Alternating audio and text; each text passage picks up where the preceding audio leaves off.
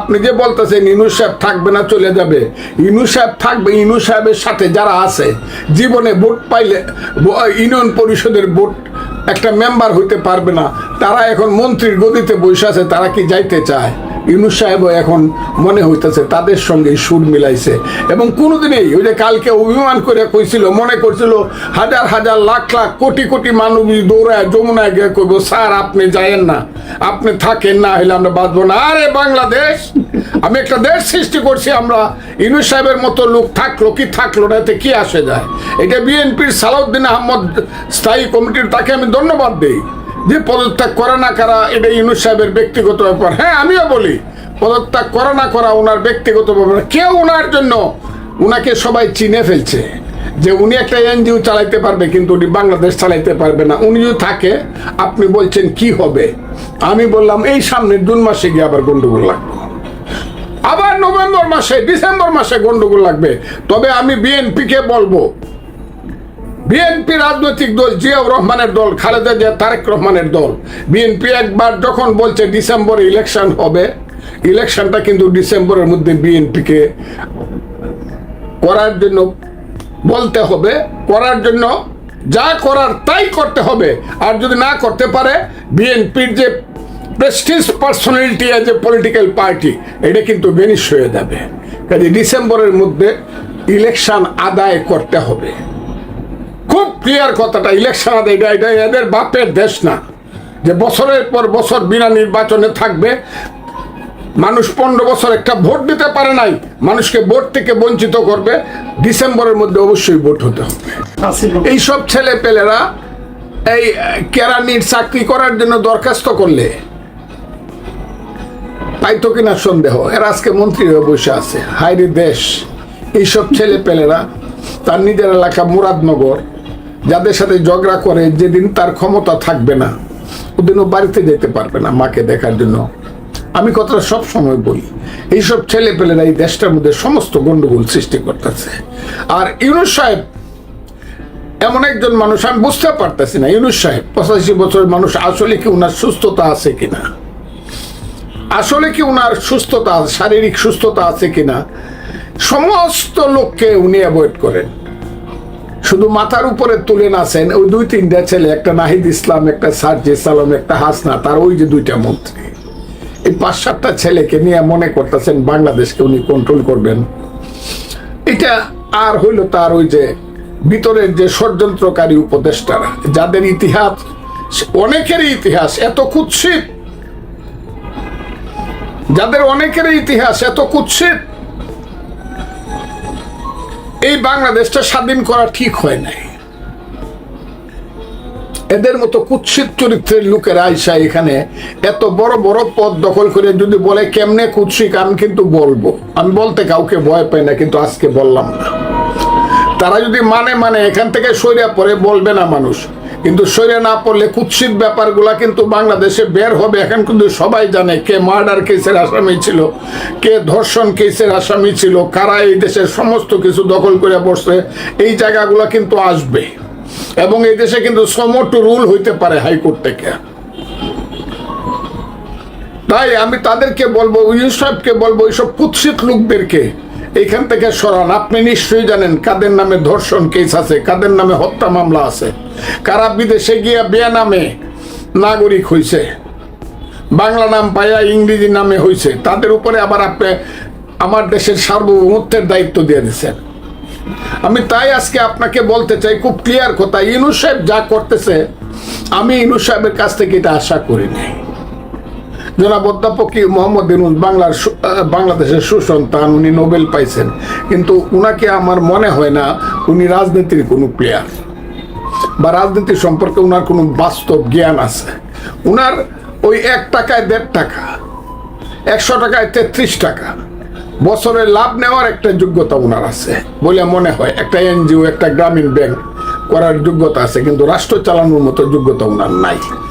একটা কথা বলি, আপনি যে কথাটা বললেন শুরুতেই, যে এই সরকারের প্রধান দায়িত্ব ছিল যে একটা সুষ্ঠু নির্বাচনের মাধ্যমে জনগণের নির্বাচিত লোকজনের হাতে ক্ষমতা হস্তান্তর করা, এটাগুলো তারা সবচেয়ে ভালো করত। কিন্তু আপনি যে শুনেছেন নিশ্চয়, গতকালকে একজন উপদেষ্টা সৈয়দ রিজওয়ানা হাসান তিনি বলেছেন যে কেবল নির্বাচন করার জন্য আমরা দায়িত্ব নিইনি, ওনাদের নাকি আরো দায়িত্ব আছে, বিচার সম্পন্ন করা, সংস্কার করা, এগুলো আরো অনেক দায়িত্ব আছে। এই ওনার এই কথাটাকে আপনি কিভাবে মূল্যায়ন করবেন? উনি একজন নারী, সম্মানিত ভদ্র মহিলা। উনি যদি পুরুষ হইতো আমি কিন্তু ওনার সম্পর্কে অনেক সত্য কথা বলতাম। আগেও আপনার কাছে বলছি, সেই সত্য কথাটা ওনার সঙ্গে খারাপ কিছু বলি না। কারণ ওনার জন্মটা হয়েছে একটা দালাল পরিবারে, একটা স্বাধীনতা বিরোধী পরিবারে। ওনার এই দেশ সম্পর্কে ওনার কোনো ধরনের মায়া মমতা নাই। কারণ ওনার আব্বা বা ওনার বাবা, ওনারা জঘন্যতম রোল প্লে করছে মুক্তিযুদ্ধের সময় হবিগঞ্জে। কাজে এই দেশটা রইল কি রইল না, এইটা তাদের কাছে কোনো ব্যাপার না। উনি তো এটাকে নিয়ে মজা করতেছে, দেশটাকে নিয়ে। উনি যে ধরনের কথা বলে, উনি এই কারণে ওনারে কে আনছে,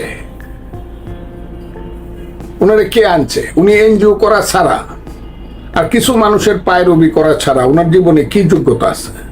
ওই পুরস্কার পাইছে, এইসব পুরস্কার এগুলা কিভাবে পায় এগুলা মানুষ জানে। ওই দেশি বিদেশি পুরস্কার পায় ফেলছে, কি করছে উনি দেশের জন্য? এবং আমি খুব ক্লিয়ারলি বলি, উনাকে কিন্তু এত ছোট মাপের মানুষ, ওনারা এত ছোট মাপের মানুষ। পলিটিক্সের কন্টেস্টে আমি বলছি, রাজনীতির কন্টেস্টে। ওনার বাড়ি হবিগঞ্জে, অনেকে 2% ভোট পাওয়া ওনার জন্য খুব কঠিন। কোনোদিন মানুষের কোনো সমস্যা বা তার সমাধানের মধ্যে ছিল না। কিন্তু ওনার মতো একজন মহিলা যে আবারও বলছে, আবার আমি বলতে পারি, রাজাকারের সন্তানেরা এইভাবেই কথা বলে। এবং উনি চলে যাবে কিন্তু দেশ ছেড়ে। দি ডে ইজ কামিং, সময় আসতেছে এইসব কথা বলার অপরাধে। এবং উনি সেন্ট মার্টিন দ্বীপ নিয়ে যে ষড়যন্ত্রের খেলার মধ্যে ঢুকেছিল বা ঢুকে আছে এখনো, উনি কিন্তু এই দেশে থাকবে না। কারণ উনি তো ইংল্যান্ডের নাগরিক। আমি পত্রিকাতে দেখলাম উনিও দ্বৈত নাগরিক, উনি চলে যাবে। কাজে ওনারা কি কইলো না কইলো, তবে এইগুলা নিজেদের কাছে খুব অপমানিত বোধ করি আমরা যারা এই দেশটা সৃষ্টি করছিলাম। এইসব ভদ্র মহিলারা যখন এইসব কথা বলে, তো ওই সুযোগের সুবাদে তখন নিজেকে খুব খুব ছোট মনে হয়। আচ্ছা, ধরা যাক উনি না বলুন, এটা কি ঠিক কিনা যে এই অন্তর্বর্তীকালীন সরকার, এদের মূল দায়িত্বটা কেবল নির্বাচন নয়, তারা সংস্কার করবে এবং তারা বিচার করবে? এটা যদি কেউ বলে, সেটাকে কি আপনি অস্বীকার করতে চান? আমি 1 নম্বর কথা হলো, সংস্কারটা নামটা শুনতে প্রথম ভালো লাগতো। সংস্কার এবং সমন্বয়ক, এই দুইটা নাম গৃহীত হবে বাংলাদেশে আগামী দিনে। এই দুইটা শব্দ সাংঘাতিক গৃহীত শব্দ। আর সংস্কার তো মূলত কনস্টিটিউশন সংস্কার করাটাই মূল ব্যাপার। কিন্তু কনস্টিটিউশন সংস্কার যারা করবে তারা সব বিদেশি মানুষ। আমি চাই না আলী রিয়াজের মতো মার্কিন নাগরিকের মানে পরিচালনায় আমার দেশের সংবিধান হোক আর যাই হোক, কোনো সংশোধন হোক। আর এইসব কিছুই হবে না। এইসব হলো একটা বাহানা, যে বাহানার মাধ্যমে তারা তাদের ক্ষমতাটাকে দীর্ঘায়িত করতে চায়। এবং ক্ষমতা দীর্ঘায়িত করার পথে যখন একটু বাধা আসে, একটু সত্য কথা আসে, তখনই ওই যে নির্বাচন কমিশন বদলাইতে হবে বলে কতগুলা পোলাপান গেল ওখানে। আমি যাকে বলি Bangladesh children party, national children party, NCP, এই ছেলেরা 150 ছেলে হয়েছে না, 150 লোক হয়েছে না। 10টা রিক্সাওয়ালা ডাক দিলেও 500 লোক যাইব নির্বাচন কমিশনে। ওরা রিক্সাওয়ালার যে জনপ্রিয়তা আছে, এই জনপ্রিয়তা এদের নাই। কিন্তু তাদের কথায় চলে ইউনূস সাহেব। এবং একটা নাটক করছে কয়েকদিন আগে, হাসপাতালে কইছে, তুই কিছু পোলাপান নিয়ে একটু মিছিল কর আমার বাড়ির সামনে, বট গাছের নিচে দাঁড়া, ঠান্ডা পানি খাওয়াইমু, ঠান্ডা পানি মাথায় ঢালমু গরমের দিনে। এইসব রং ঢং করে নাটক করে আওয়ামী লীগকে বন্ধ করছে। এই নাটক করার তো কোনো প্রয়োজন নাই। কিন্তু গতকালকের নাটকটা, এই 2 দিনের নাটকটা কিন্তু ইউনূস সাহেবের ফেল করছে। এই নাটকে কিন্তু মানুষের কোনো উৎসাহ ছিল না। ইউনূস সাহেব থাকবো কি যাইবো, আমার কাছে লজ্জাই লাগে। লজ্জাই লাগে। ইউনূস সাহেবের মতো লোক বলছে আমি পদত্যাগ করবো, এটা আমি বলি না। তার যে সবচেয়ে প্রিয় ছেলে, তার নাম নাহিদ ইসলাম, সে বলছে ইউনূস সাহেব বলছে উনি পদত্যাগ করবেন। আমি পদত্যাগ পত্র লেখাটা পর্যন্ত টেলিভিশনে ইউটিউবে দেখাইছে, আমি দেখছি, সেটা আমি জানি না। কিন্তু ইউনূস সাহেব যেহেতু একবার বলছে উনি পদত্যাগ করবে, এখন কে তাকে আবার অনুরোধ করছে না আপনি থাকেন? কেউ তো করে নাই। কিন্তু আমি জানি উনাকে যে পর্যন্ত মানুষ বিদায় না করবে, কোথায় ধরে বিদায় করবে আমি জানি না, কিন্তু যে পর্যন্ত মানুষ ওনাকে বিদায় না করবে উনি যাবেন না, উনারা যাবেন না। কারণ ওনাদের একটা মিশন আছে, সেই মিশন হইল দেশকে আন্তর্জাতিক ষড়যন্ত্রের কাছে, আন্তর্জাতিক কালো শক্তির কাছে এই দেশকে বন্ধক দিয়ে যাওয়া। এটা হলো ইউনূস সাহেবদের দায়িত্ব বলে আমি মনে করি। ওই মিয়ানমার থেকে দৌড়িয়া, আরাকান থেকে দৌড়িয়া আমার রাঙ্গামাটি, বান্দরবন, খাগড়াছড়িকে বন্ধক দিয়ে আমার চিটাগাঙ্গের শুভপুর ব্রিজ পর্যন্ত, ওই বন্ধক দিয়া চিটাগাঙ্গের কি নাম ওইটা, বন্দর, অন্যের কাছে দিয়ে আমি সবসময় বলি যে আমার মা হইল বাংলাদেশ। মুক্তিযুদ্ধ করিয়া যে মুক্তিযুদ্ধের পেট থেকে আমার যে দেশ, আমার মা বাংলাদেশ। ইউনূস সাহেব বলতেছে এই বাংলাদেশ সুন্দরভাবে চলতেছে না, আমার মারে আমি সুন্দর শাড়ি পরাইতে পারতাছি না, ভালোভাবে খাওয়াইতে পারতাছি না। এখন একজন জমিদার এসে বললো তোর মারে আমার কাছে বিয়া দে, আমি বেনারসে শাড়ি পরামু। ইউনূস সাহেব তো এই কামটা করতেছে চট্টগ্রাম বন্দরের বেলায়, এবং বলতেছে যারা ভালো করে দেশ চালিতে পারবো, দেশি বিদেশি বুঝি না, তার কাছে আমি দেশ দিয়া দেবো। ছি, আমার দেশ আমি চালাবো, ভালো মন্দ সেটা আমি বুঝবো। আমার দেশে আজ না হোক কাল, কাল না হোক পরশু যোগ্য ছেলেরা, যোগ্য সন্তানেরা আসবে, তারাই আমার দেশ চালাবে। ইউনূস সাহেব এইসব কথা বলিয়া আমার জাতির মুখে কিন্তু চুনখালি মাইখেন না। আপনি মুক্তিযুদ্ধে ছিলেন না, আপনি এমনি মহান হইতে পারেন। মুক্তিযুদ্ধ এবং বাংলাদেশ সম্পর্কে আপনার মায়া মমতা কতটুকু আছে আমি জানি না, তবে যারা বলে যে করিডোর দিয়ে দিবে, যারা বলে চট্টগ্রাম বন্দর অন্যদেরকে দিয়ে দিবে, তাদের দেশপ্রেম আছে বলে আমি মনে করি না। এবং কিন্তু একটা জিনিস, এই ডিসেম্বরের মধ্যে নির্বাচন হওয়া না হওয়া নিয়ে একটা তো বিরোধ অলরেডি শুরু হয়ে গেছে। মানে আন্দোলনের যে শক্তিগুলো যারা একত্রে মিলে আন্দোলন করেছে, শেখ হাসিনাকে হটিয়েছে, সেই শক্তির মধ্যে কিন্তু এর মধ্যে আমরা দ্বিধা বিভক্তি দেখছি। আন্দোলনের প্রধান শক্তি হিসেবে যারা নিজেদেরকে দাবি করে, সেই এনসিপির নেতারা 3 জন উপদেষ্টা পদত্যাগ চেয়েছেন, এবং পদত্যাগ চাইতেই পারেন, কিন্তু সে পদত্যাগের চাওয়ার কারণ হিসেবে যারা উল্লেখ করেছেন ওই 3 জনের সঙ্গে নাকি বিএনপির এক ধরনের সম্পৃক্ততা আছে। আবার বিপরীত দিকে বিএনপির পক্ষ থেকেও উপদেষ্টা পরিষদের 2 জনের পদত্যাগ চাওয়া হয়েছে। তারাও দাবি করছে ওই 2 জনের সঙ্গে নাকি এনসিপির সম্পৃক্ততা আছে। তাহলে এনসিপির সম্পৃক্ততা আছে, বিএনপির সম্পৃক্ততা আছে, এই যে অভিযোগ পাল্টা অভিযোগ, এগুলো যদি চলতে থাকে তাহলে কি নির্বাচন আরো প্রলম্বিত হওয়ার কোনো আশঙ্কা নাই? আশঙ্কা মানে কি? অবশ্যই আশঙ্কা না, শুধু অবশ্যম্ভাবী এভাবে চলতে থাকলে আমি তো মনে করি ইউনূস সাহেবের অধীনে কোনো নির্বাচন করা উচিত না। এখানে একটা নতুন তত্ত্বাবধায়ক সরকার হওয়া উচিত, আইনগতভাবে সুপ্রিম কোর্টের সিদ্ধান্ত নিয়ে, আইনগতভাবে, এবং 120 দিনের মধ্যে ইলেকশন করা। ইউনূস সাহেব এবং তার যারা সাথী আছে তাদেরকে দিয়ে এখন আর ইলেকশন করাই দেশে সম্ভব না, কারণ তাদের প্রত্যেকেরই একটা পক্ষ আছে। আচ্ছা, এই তাহলে আপনি বলছেন যে এই গভর্নমেন্টের নিরপেক্ষ থাকছে না? এই গভর্নমেন্ট কোন নিরপেক্ষ? ইউনূস সাহেব নিজেই নিরপেক্ষ না এখন, কারণ উনি ওই দলটা, এনসিপি যে দলটা, যে দলে 150 লোক হয় মিছিল করলে পরে, এই দলটা হইলো ওনার নিয়োগকর্তা। আচ্ছা, তাদের কর্মচারী। আরেকটা কথা, এই কথাটা বলে আমি শেষ করবো আলোচনাটা, সেটা হলো যে প্রধান উপদেষ্টা যিনি প্রেস সেক্রেটারি, তিনি একটা জায়গায় বলেছেন যে তাদের সরকারের নাকি সবকিছু করার ম্যান্ডেট আছে।